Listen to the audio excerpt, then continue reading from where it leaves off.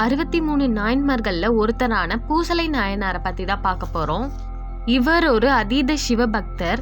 சிவனுக்கு எப்படியாவது ஒரு கோயில் கட்டணும்ன்றது தான் இவரோட கனவு. அதுக்காக இவர் எல்லார்கிட்டயும் உதவி கேட்கிறாரு. யாருமே செய்ய மாட்டாங்க. சரின்னு சொல்லி தன் மனதிலேயே சிவனுக்காக கோயில் கட்டுறாரு.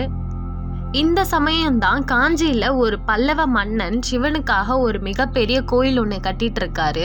அந்த கோவிலுக்கு கும்பாபிஷேகம் பண்ணலாம் அப்படின்னு சொல்லி முடிவு பண்றாரு. மன்னருடைய கனவுல சிவபெருமான் வந்து சொல்றார், இந்த கும்பாபிஷேக விழால என்னால கலந்துக்க முடியாது. ஏன்னா அன்னைக்கு என்னோட அதீத பக்தன் ஒருத்தன் கோவில் கட்டியிருக்கான். நான் அங்கதான் போறேன். நீங்களும் அந்த திருவிழால வந்து கலந்துக்கோங்க அப்படின்னு சொல்லிட்டு போறார். மறுநாள் அந்த மன்னரும் அந்த கோவிலை தேடி திருநின்ற ஊருக்கு வரார். அங்கு வந்து பூசலை நாயனாரையும் சந்திக்கிறார்.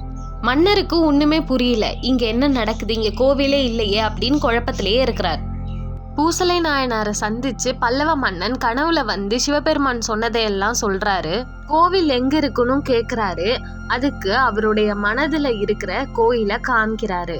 மன்னர், அவருடைய மனைவி, அவருடைய அமைச்சர் எல்லாரும் அந்த கோவிலை பார்த்து ரொம்ப ஆச்சரியத்தோட நிக்கிறாங்க.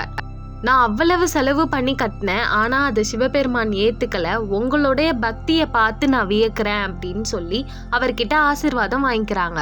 காஞ்சிபுரத்துக்கு திரும்ப மனம் இல்லாம அந்த பல்லவ மன்னன் அவர் மனதுல இருக்கிற கோவில அங்க கட்டுறாரு.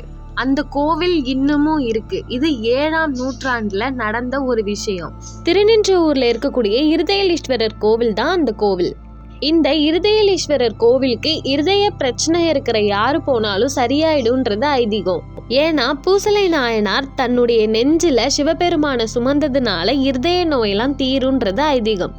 7ஆம் நூற்றாண்டுல கட்டப்பட்ட கோவில்னா அது எவ்வளவு பழமையான கோயிலா இருக்கும். கண்டிப்பா எல்லாரும் அங்க போய் பார்க்க வேண்டிய ஒரு ஸ்தலம் தான் அது.